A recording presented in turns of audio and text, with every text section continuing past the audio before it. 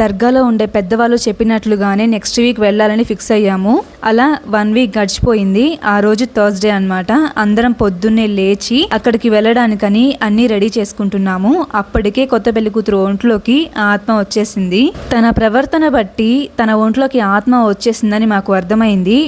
భయంగానే స్నానం చేసిరా, మనం బయటికి వెళ్ళాలి, ఇదిగో ఈ షాంపుతో హెడ్ బాత్ చేసిరా అని ఒక షాంపూని ఇస్తే దాన్ని విసిరి కొట్టేసి నాకు ఈ షాంపూ వద్దు అని ఒక షాంపూ నేమ్ చెప్పి నాకు ఆ షాంపూనే కావాలి అనింది. సరే అని ఇంకేం చేయలేక మళ్ళీ షాప్ కి వెళ్ళి తను చెప్పిన షాంపూనే తీసుకొచ్చి తనకిచ్చాము. అలానే డ్రెస్ కూడా అంతే అలానే చేసింది. హెడ్ బాత్ చేస్తుంది కదా, రిసెప్షన్ శారీ చాలా కాస్ట్లీ అన్నమాట. ఆ శారీని ఇస్తే ఎక్కడ తడిచిపోతుందేమో, తల ఆరాక ఈ శారీ ఇద్దామని ఒక నార్మల్ డ్రెస్ ఇస్తే ఇదొద్దు, నేను చెప్పాను కదా నాకు ఆ రిసెప్షన్ శారీయే కావాలి అని అనింది. సర్లే దీంతో మాకెందుకు, ఇవాళ తాడో పేడో తెలిపోతుంది అని ఇచ్చేసాము. ఆ శారీని కట్టుకుంది. ఇలాగే ఆ రోజు ప్రతి విషయంలోనూ సతాయిస్తూనే ఉంది. అంత కష్టం మీద మళ్ళీ తనని ఆ ఊర్లో ఉండే దర్గాకైతే తీసుకెళ్లాము. అక్కడికి వెళ్ళాక మళ్ళీ లోపలికి రాను అని ముందుకేసి కూర్చుంది.